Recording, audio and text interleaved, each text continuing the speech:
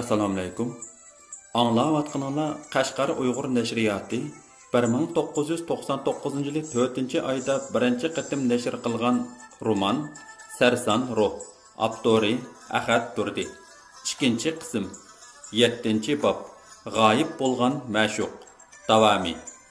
2. Akbar 2 haftadan beri Jiddadagi dukkanini ichib o'ltirdi. Uning o'zi Jiddada bo'lsa-mu, lekin ko'ngli yanela Vadi Fatimada edi. U Habzani zadila unutolmadi. Habza hamisha uning ko'z o'ngida suratdek qetib turardi. Akbar yurakida uyg'ongan tunji muhabbatning yolqinliq o'ti va majnunlik qalbi bilan Habzani yoqtirib qolgan edi. Qiyondek bo'sib kelgan bu hissiyat o'zining g'oyibona, shafqatsiz qo'llari bilan Akbarning har bir hujayra, har bir nerv talalarini titretib, uning vujudida bir xil yoshurun, lazzatlik so'ygu tuyg'usini qo'zg'atgan edi. Akbar o'tganki ishlarni o'ylab, yegan tayoqlarini eslasa, yuragi ichib, vujudi larziga kilatdi. O'zini qattiq xo'rliqqa, haqoratga qolgan odamlardek bechora his qiladi. Lekin buni yana hozir va burun o'qigan adabiy she'riy kitoblardagi mazmunlarga bog'lab, bu muhabbatning mushaqqati xuddi bahorda kelgan judundek so'ygu rohati bilan birga kelgan mushaqqat. Buningga chidash kerak. Buningga chidamaslik oshiqlar ahli uchun nomus deb o'z-o'ziga tasalli beradi. Akbar Habzining yolg'izlikda nima ko'ylarga qolganligini, o'zining tuyuqsiz yo'qab ketganligidan qanchalik azob va seg'inish ichida puchlanayotganligini o'ylab, texmu bearomlikqa cho'mdi. U mushundaq jiddiy paytda Habziga yantayoq bo'lib, dardiga hamdam bo'lolmaganligidan o'ziga qattiq koyidi. Boshqa kun tushganda o'zini daldiga ilib qochoqlik qilish haqiqiy oshiq ma'shuqlarning ishi emas edi. Buni kitoblarda vafosizlik, nomardlik deb qattiq ayblaydi. Mana shularni o'ylagan Akbar darhol hozirlik qilib, bir necha kun ichida Vadi Fatimaga berish qaroriga keldi. Akbar bir yashik charchimal bilan bir mishkab kiyim-kechak tayyorladi. Tonishlar orqali o'qishib, Vadi Fatimadan tavus, ko'ktat to'shiydigan bir qora mashinani 5 riyalga so'zlashib, atiganda yo'lga chiqmoqchi bo'ldi. Lekin shu kechasi Jiddada qattiq yomg'ir yog'ib, tar ko'chalarda suv o'standek lapangishib eqishga boshladi. Ba'zi loy-kesak uylar o'rilib tushdi. Akbar so'zlashgan heliqi qora mashinami yo'lga chiqolmadi. Akbar yana dukkanida o'ltirib qoldi. Kutilmaganda yomg'ir ofati bilan tang uning sodisi yurishib ketdi.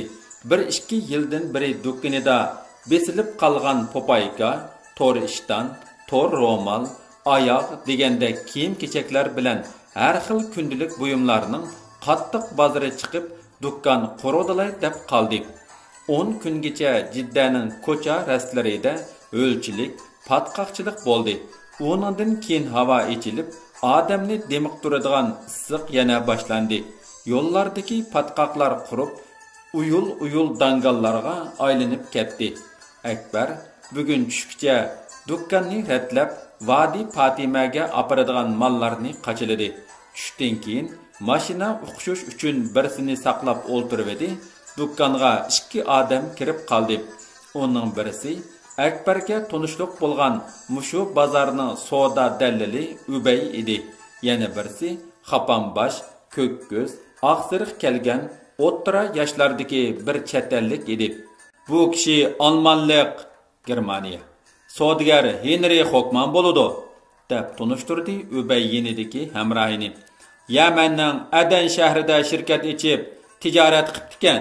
Yaqinda adanliklar inglizlar bilan chet-elliklarni qo'g'lab chiqarib, bu odamning shirkati muvaffaqiyat bo'lib ketibdi. Hozir qo'lida bir oz mol bor ekan. Sana tanishtirib qo'yay deb akeldim. Yaxshi bo'pti, Ubay aka, dedi Akbar o'rindan turib va chet-ellik bilan qayta ko'rishib, dukkanning ichidagi o'rindiqqa taklif qildi. Hozir mollarim oxirlashib qolgan edi. Kelishib qolsak, az to'la mol olarman. Akbar mehmonlarga dastlab pinna silib xushpuroq choy damladi. 10 qadam neridagi navoiyxonadan issiq qatlama non akeldi. Andin uduldagi meva do'koniga berib, bir sapoq banan bilan bir yog'liq apelsin akilib, ularning oldiga qo'ydi. Bundaq qizg'in, xushbel muomaladan Henrining gul qaqalari ichilib ketdi. U Akbardek samimiy, qo'li ochiq bir xaridorni topganligidan xushal edi. Ular xili uzoq paranglashib o'ltirdi.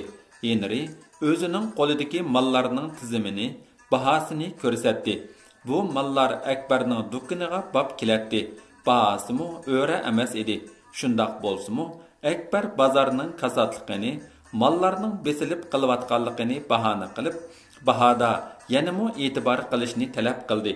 Akbar Henrining ko'ziga issiq ko'rinib qolganlikdanmi, ish qilib uni rozi qiladiganligini bildirdi. Ular qaytadigan chaqda Akbar Henrining beshiga gul chekib ishlangan noiti nafis oq ipak do'ppidan birni kiydirib qo'ydi. U aynakka qarab, nemischa bir nimalarni deb, texmi xushal bo'lib ketdi. "Amisa, mehmonxonaga bering", dedi u xo'shlashadigan chaqda adresini berib. "Men sizni shu yerda kutaman. Qolgan gapni malni ko'rgandan keyin deyishayli." Akbar atsla Henrini izlab Jiddadagi chet elliklar tushadigan katta mehmonxonaga bordi.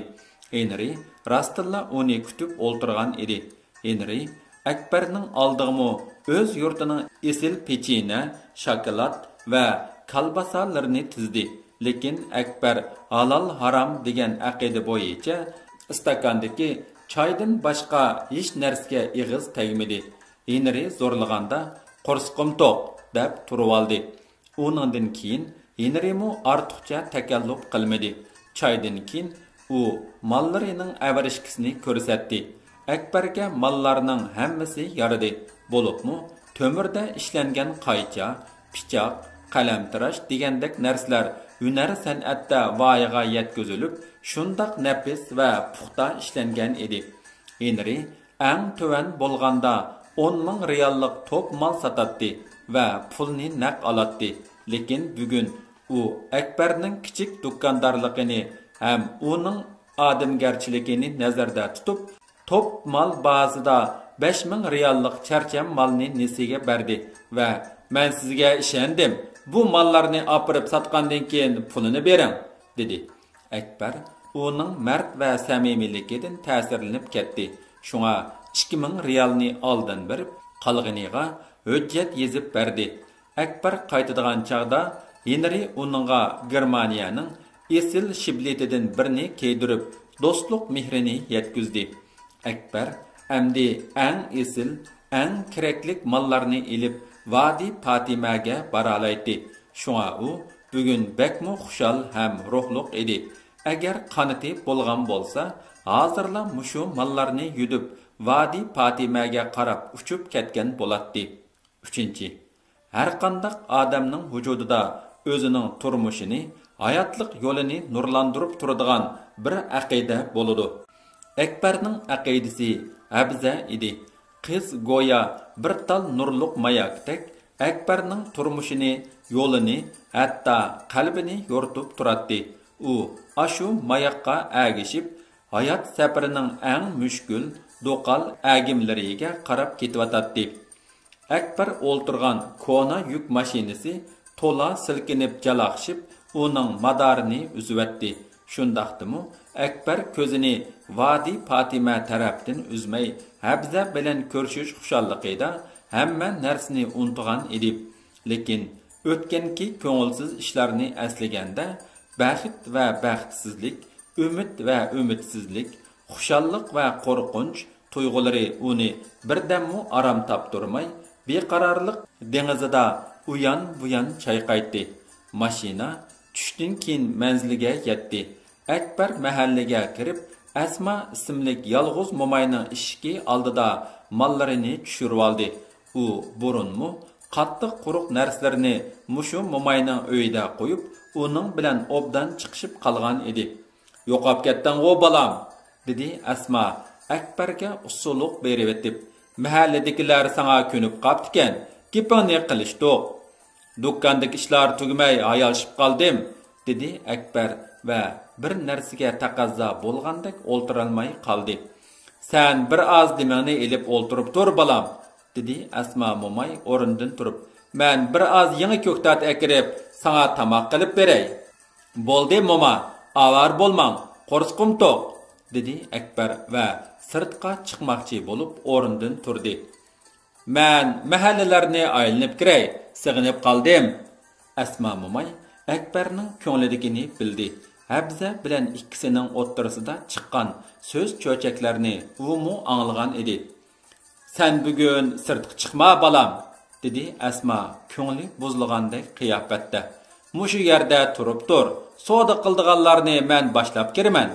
Nimishqa mo'ma, dedi Akbar taajjub bilan. Sirtqa chiqsam nimishqa bo'lmaydi? Mo'may tanqisliqda qoldi. Rost gapni qilay desa, yosh yigitning ko'ngli qattiq azor yeydi. Qilmay desa, uni sirtqa chiqishdan to'sib qolg'ili bo'lmaydi. Uning ustiga sirtqa chiqsala bu ish oshkora bo'ladi. Ah xudo, taqdirning qismatlari nima degan g'alita, ha? Ya burun emas, ya keyin emas.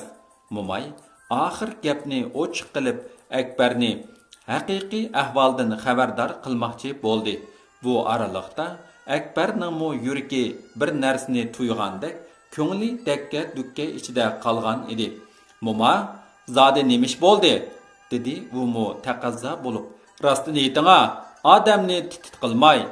Balam, rostini aytsam, sen bugun naaytib beab vaqt kelding, dedi Asma mo'may Akbarning yonida o'ltirib. Hozir Habza qizning xina to'yi bo'lyapti. Xina to'y qizlarning rasmiy to'yi bo'lishdan 3 kun burun ayollar bir uyga yig'ilib, to'y bo'ladigan qizning put-qo'liga xina yaqidi. Nima? Akbar o'rnidan deringida turib ketdi. Habzining to'yi bo'lyapti? Shundoq balam, xina to'yi bo'lyapti, dedi mo'may gapini davomlashtirib. Anglasam, ota-onasi uni yuqori mahalladagi birisining o'g'liga bermoqchi bo'lib o'tibdi. Sen o'tganda ketgandan keyin Habza zodida tala tuziga chiqmadi. Qo'shni qulumlarning aytishicha, dadasi uni biror ish yuz berib qolmasin deb uyga solab qo'yibdi. Qiz kasal bo'lib yetib ketibdi. Asma so'zdan to'xtab birdam shuk bo'ldi. Keyin qattiq bir xo'rsinib qo'yib mundaq dedi. Qizlarning qo'lidan nima keladi balam? Yig'laydi, qaqshaydi. Oxir berib yana shu ota-onasining iziga dasaydi. Endi senmo ko'nglingni yerim qilma balam. Sanamo Xudoning putkini bordir. Bu dunyoda Allohning amrisiz qil tavirmaydi. Akbarning dimi ichiga tushib ketdi. Ko'z qariqi vahimadan kengayib, odam yiqqidek surlik holga kelib qoldi. Akbar Habzani haqiqatan yaxshi ko'radi. Uning nazarida Habza go'yo xislatlik bir bog' edi. Shu bog'ni bir aylansam, shirin shikar mevalarini bir tetsam, muhabbatdan halsirab ketayotgan vujudimga jon kiratdi. Tenimda kuch-quvvat paydo bo'ladi deb o'ylaydi. Mana endi kutmagan yerdan bu xislatlik bog'ga judun tegdi. Mo'ldir yog'di. Bu zodi nima uchun? Qandaq bir rahimsiz kuch uni chaylayotdi? Bu Habzining vafosizligimi yoki vafosiz dunyoning qismatimi? Ah xudo, osmondagi quyosh, oy, yulduzlar bizning va'dimizga guvoh edi-ku. Endi ularmi o'z lavzidan yondimi? Mana bu yetkucha ochiq yutib, ichidan azoblanayotgan bir ruhning ilohga qilayotgan nolisi edi. Kutilmagan bu judolik azobidan Akbarning butun vujudi muzlab, baayni o'likdek surlik holatga keldi. Chidag'usiz bir tuyg'u, xuddi tuyuqsiz chaqqan chaqmoqdek uni qattiq urdi. Akbar xiligacha Asmaning uyida holsiz o'ltirib qoldi. Odam bu dunyoning turli mushkulliklariga, tabiatning kutilmagan, shafqatsiz judun chopqinlari bilan jamiyatning zulm kulfatlariga bardoshlik berib, har amallar bilan o'z hayotini saqlab qolalaydi. Lekin chini yuragidan so'ygan odamining tuyuqsiz g'oyib bo'lishiga, tinsiz tashlab ketishiga zodila bardoshlik berolmaydi. Akbar Shu tapda özünü öldürülüşdinmi yanmaydigan savdoyi holatga kelib qolgan edi. Bu kutilmagan judolik uning pok qalbida ajoyib cho'nqur, hasratlik bir g'ussa uyg'otgan edi. Akbar shu kuni qorong'u tushganda Asakir o'tingiga kelib tunidi.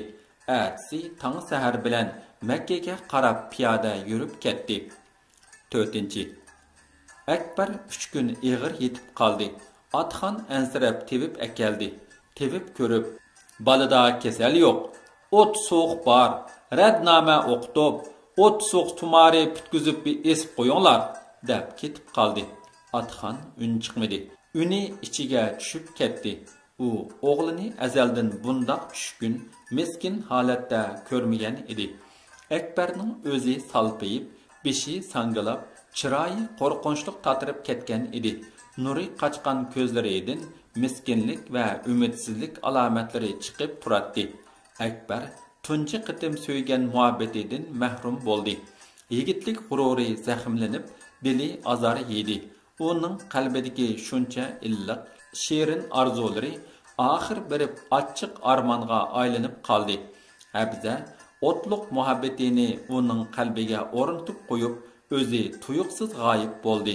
Shunga Akbar xuddi qaynamga tushib, pir aylanayotgan yigona yaproqdek halsiz ham xamush edi. Atxon o'g'lidan nima ish bo'lganligini bir necha qatim ko'chilab so'radi. Akbar Habzining gapini qilmoqchi bo'ldi-yu, lekin bu gap nima uchundir bo'g'izga kelganda gaplashib chiqolmadi. Uning bo'g'diki xuddi bir narsa yutqandek g'irtida qilib aytmoqchi bo'lgan gapni ichiga yutibdi. Lekin bu hol uzoqqa bormadi. Dadasining qistishi bilan Akbar oxir rostini aytdi. Cho'nqur dil azorliq bilan aytilgan bu so'zlarda turmushning achchiq faryodi bilan oshiq ko'ngilning besilmas zori bor edi. Atxon darhol o'g'lini o'ylab qo'yish qaroriga keldi.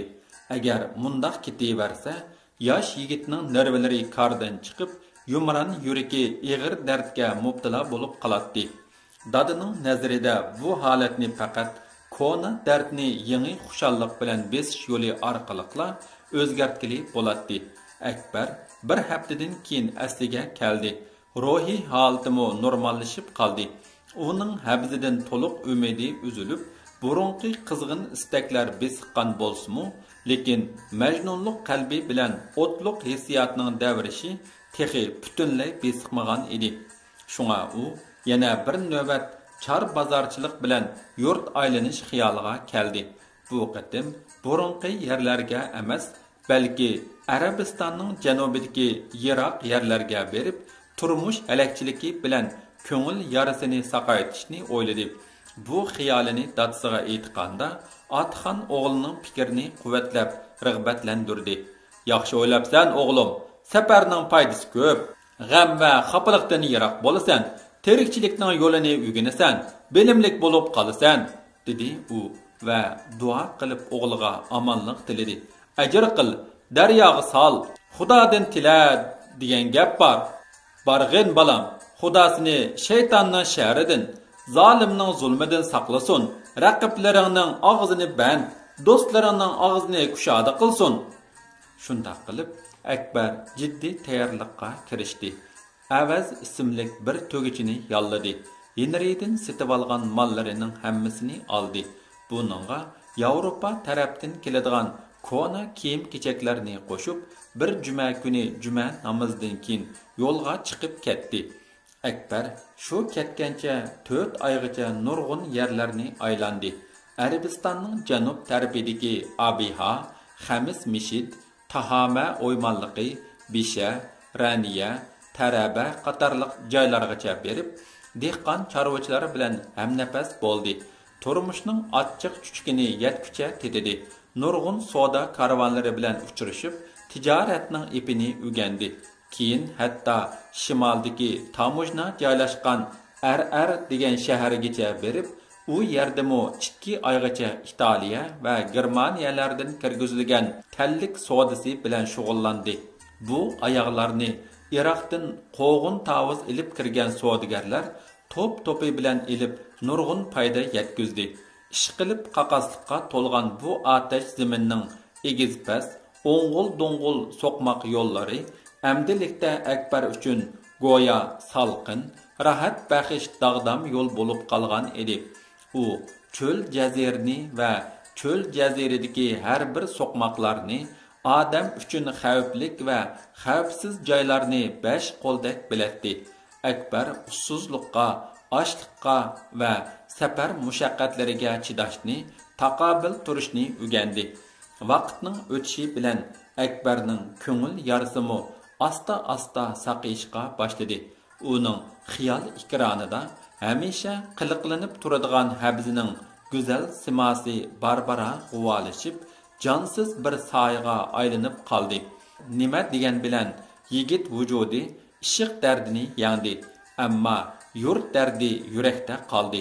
Bu dard uning yuragini o'rtaydi. Uni hamisha bundaq g'irib musofirlik turmushdan qutulishning yo'llarini izlashga majbur qiladi. Akbar shu paytdagi ahvolini Babur Shohning chat yurtlarda sarson bo'lib yurganda yozgan "Barmoqqa na makon muyassar, turmoqqa na davlat muqarrar" degan she'ri bilan ifodalaydi. Jafo mushaqqat ichida o'tgan musofirlik hayot Akbar ko'rgan rang-murang turmush kartinasi va inson hayotining ichinishliq taqdir qismatlari uni xili pishqan nazar doirasi keng bejirim odamga aylantirib qo'ygan edi. 7-bob tugidi.